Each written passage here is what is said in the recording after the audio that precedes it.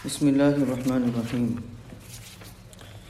الحمد لله نحمده ونستعينه ونستغفره ونعوذ بالله من شرور أنفسنا ومن سيئات أعمالنا. من يهده الله فلا مضل له ومن يضلله فلا هادي له. ونشهد أن لا إله إلا الله وحده لا شريك له. ونشهد أن سيدنا ومولانا محمدا عبده ورسوله. أما بعد فأعوذ بالله من الشيطان الرجيم. بسم الله الرحمن الرحيم. لقد كفر الذين قالوا إن الله هو المسيح ابن مريم. قل فمن يملك من الله شيئا إن أراد أن يهلك المسيح ابن مريم وأمه ومن في الأرض جميعا. ولله ملك السماوات والأرض وما بينهما. يخلق ما يشاء والله على كل شيء قدير. وقالت اليهود والنصارى نحن أبناء الله وأحباؤه. قل فلم يعذبكم بذنوبكم بل أنتم بشر ممن خلق.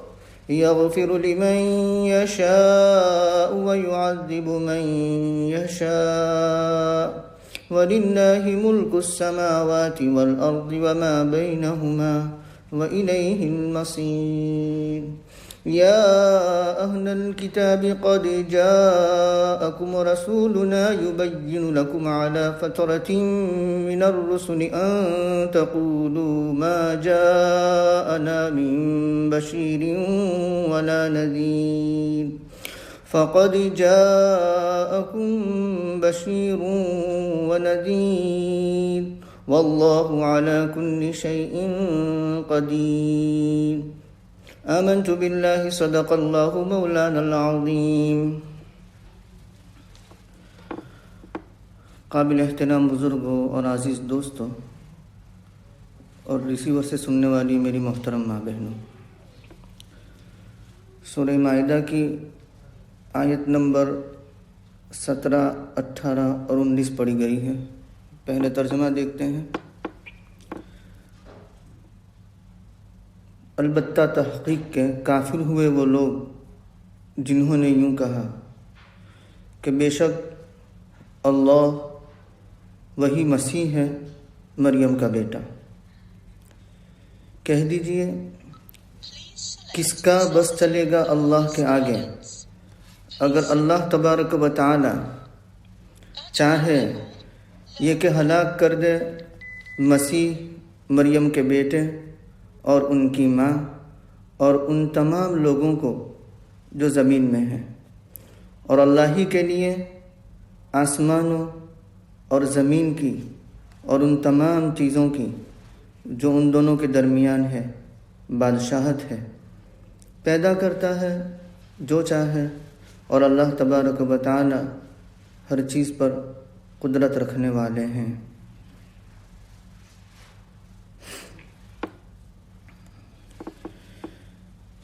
عیسائیوں کا یہ عقیدہ تھا کہ حضرت عیسیٰ علیہ السلام یعنی مسیح ابن مریم، مسیح حضرت عیسیٰ علیہ السلام کا لقب ہے.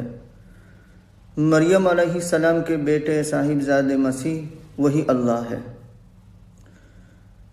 تو حضرت عیسیٰ علیہ السلام کے الوہیت کے عقیدے کو باطل قرار دیا جا رہا ہے ایک سوال قائم کر کے، اور وہ سوال میں جواب شرط پہلے ہے اور شرط مؤخر ہے. ان اراد ان یہلک المسیح ابن مریم وامہ ومن فی الارض جمیعا فمن یملک من اللہ شیئا. یعنی اگر اللہ تبارک و تعالی مسیح ابن مریم کو یعنی عیسیٰ علیہ السلام کو اور ان کی والدہ ماجدہ حضرت مریم علیہ السلام کو اور ان تمام لوگوں کو جو زمین میں ہیں، من فی الارض جمیعا کا عطف مسیح ابن مریم اور امہ پر کر کے یہ بیان کر دیا، یہ بتلا دیا کہ مسیح ابن مریم اور ان کی والدہ ماجدہ بھی عام انسانوں کی طرح ایک انسان ہے، لا تفاوت فی البشریت، ان کے درمیان بشریت کے اعتبار سے کوئی تفاوت اور کوئی فرق نہیں ہے۔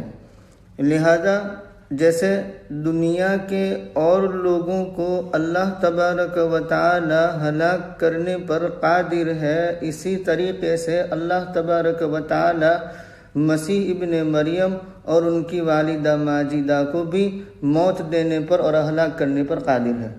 اور تم خود اس بات کے قائل ہو کہ اللہ تبارک و تعالی کو ہلاک کرنے پر قدرت ہے، تو بھلا جس کی ہلاکت دوسرے کے قبضے میں ہو، یعنی مسیح ابن مریم اور ان کی والدہ ماجدہ، ان کی ہلاکت اللہ تبارک و تعالیٰ کے قبضے قدرت میں ہے، تو بھلا جس کی ہلاکت دوسرے کے قبضے قدرت میں ہو وہ کیسے الہ اور معبود ہو سکتا ہے؟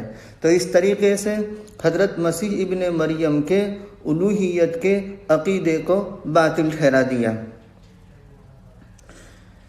اصل میں عیسیٰ علیہ السلام کے الوہیت کے عقیدے کا منشا، یعنی وہ اس بات کے قائل اس لیے ہوئے، کس لیے کہ حضرت عیسیٰ علیہ السلام کی پیدائش غیر معمولی طور پر ہوئی، تمام انسانوں سے مختلف۔ حضرت عیسیٰ علیہ السلام کے والد نہیں ہیں، والدہ ماجدہ ہے، تو صرف ماں سے عیسیٰ علیہ السلام کا پیدا ہونا ان کے نزدیک ایک غیر معمولی چیز تھی، چنانچہ اس بنیاد پر انہوں نے عیسیٰ علیہ السلام کو معبود ٹھہرا لیا، الہ ٹھہرا لیا۔ تو اس کا جواب دیا ہے یخلق ما یشاء میں، اللہ تبارک و تعالی پیدا کرے جو کچھ چاہے۔ مطلب یہ ہے کہ اللہ کی قدرت کاملہ میں یہ بات ہے کہ کسی کو بغیر ماں باپ کے پیدا کرے اور کسی کو صرف ماں سے پیدا کرے، باپ نہ ہو، اور دنیا کے دوسرے تمام انسان ماں اور باپ، نر اور مادہ، مذکر اور مؤنث دونوں کے ملنے سے پیدا کیا۔ یہ اللہ تبارک و تعالیٰ کی قدرت میں ہے، تو اللہ جس طرح چاہے پیدا کرے۔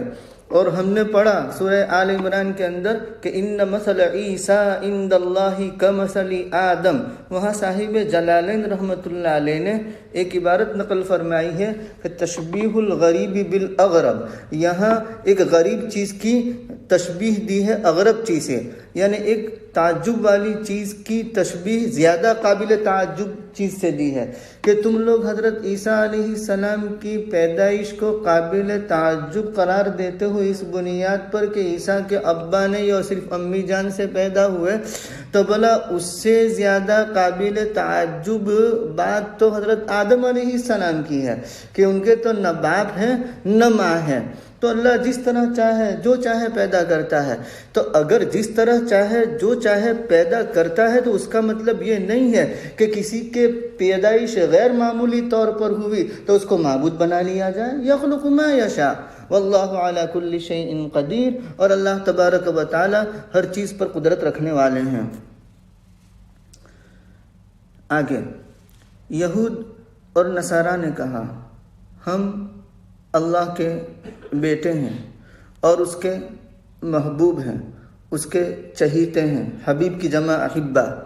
کہہ دیجئے سو کیوں تمہیں عذاب دے گا تمہارے گناہوں کی وجہ سے؟ یعنی تمہارا یہ دعویٰ ہے کہ تم اللہ کے محبوب ہو، یعنی ابناء اللہ، حذف مضاف کے ساتھ بعض مفسرین نے مانا ہے، یعنی نحن ابناء انبیاء اللہ، اللہ کے نبیوں کے بیٹے ہیں، مطلب ہم نبی زادے ہیں۔ تو گویا کہ انبیاء اللہ کے محبوب ٹھہرے، تو جو نبی زادے ہیں انبیاء کی اولاد وہ بھی اللہ کی محبوب ٹھہری۔ تو اللہ تبارک و تعالیٰ فرماتے ہیں کیوں تمہیں سزا دے گا تمہارے گناہوں کی وجہ سے؟ تمہارے دعوے کے مطابق تمہیں سزا نہیں ملنی چاہیے، اور تم خود اپنے سزا کے اقراری ہو۔ وَقَالُوا لَن تَمَسَّنَا النَّارُ إِلَّا أَيَّامًا مَعْدُودَةً، خود تم کہتے ہو کہ ہمیں آگ نہیں چھوئے گی مگر چند دن، یعنی بچھڑے کی عبادت جتنے دن ہم نے کی ہے اتنے دن ہم آگ میں جلیں گے، اس کے بعد جہنم سے نکال دیے جائیں گے۔ یہ خود تمہارا عقیدہ ہے، خود تمہارا اقرار ہے، تو بھلا اتنی سزا بھی باپ کیوں اپنے بیٹوں کو دے گا؟ بل انتم بشر ممن خلق، بلکہ تم آدمی ہو اس میں سے جسے اللہ تبارک و تعالی نے پیدا کیا، یعنی دنیا کے اندر جیسے دوسرے آدمی بستے ہیں ایسے ہی تم بھی آدمی ہو، تم بھی بشر ہو، تم بھی انسان ہو، تمہاری کوئی خصوصیت نہیں ہے۔ وہ یوں خیال کرتے تھے کہ ایک بیٹا اپنے باپ کی نافرمانی کرتا ہے تو باپ اس سے ناراض ضرور ہوتا ہے، لیکن اتنا زیادہ اثر نہیں لیتا جتنا دوسرے کی نافرمانی سے وہ اثر لیتا ہے۔ مثال کے طور پر استاد ہے، اس کا شاگرد ہے، اور وہی استاد اس کا بیٹا ہے، یا ایک آقا ہے، اس کا غلام ہے، اور وہی آقا اس کا بیٹا ہے۔ تو اگر غلام آقا کی نافرمانی کرے گا تو اس کا وہ بہت زیادہ اثر لے گا، سرزنش کرے گا، سزا دے گا، اور اگر اسی آقا کا ایک بیٹا ہے وہ اس کی نافرمانی کرے گا تو ناراض ہوگا، لیکن اتنا نہیں جتنا غلام سے ناراض ہوتا ہے۔ تو اسی طریقے سے اگر اللہ تبارک و تعالی ہم سے ناراض بھی ہوئے تو اتنے زیادہ ناراض نہیں ہوں گے جتنے دوسروں سے ناراض ہو سکتے ہیں۔ تعصی الالہ وانت تظہر حبہ ھذا لامری فی الفعال او فی القیاس بدیع۔ تم اللہ کی نافرمانی کرتے ہو اور اس سے محبت کا اظہار بھی کرتے ہو۔ تعصی الالہ وانت تظہر حبہ، اللہ کی نافرمانی کرتے ہو اور اس سے محبت کا دعویٰ بھی کرتے ہو۔ یہ سمجھ میں آنے والی بات نہیں ہے، بڑی عجیب بات ہے۔ کیوں؟ اس لیے کہ جس کو کسی سے محبت ہوتی ہے تو وہ اس کا موتی اور تابعدار ہوتا ہے۔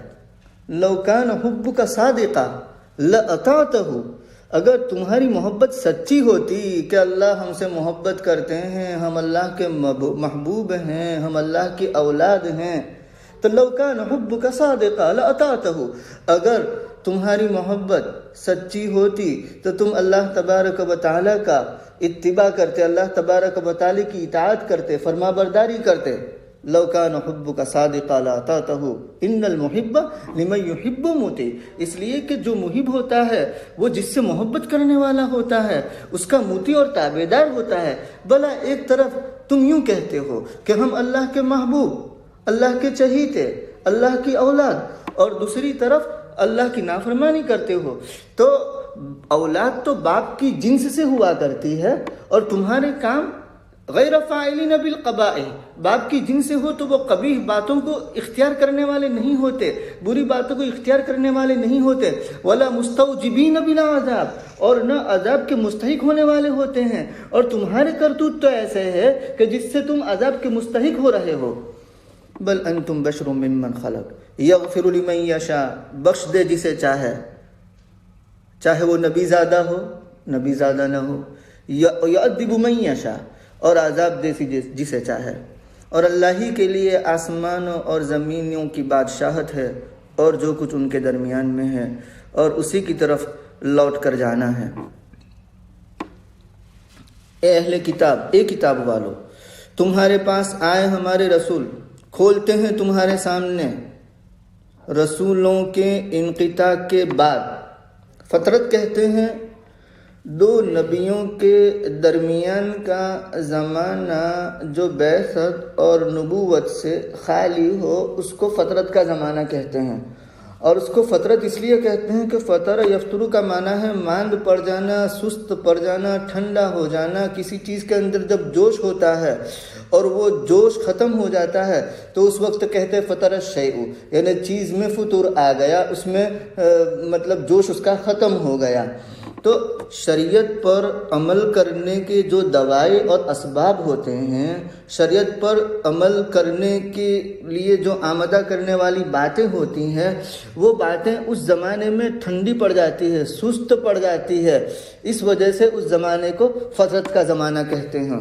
حضرت عیسیٰ علیہ السلام اور محمد عربی صلی اللہ علیہ وسلم کے درمیان فترت کے زمانے میں کئی ایک اقوال ہے۔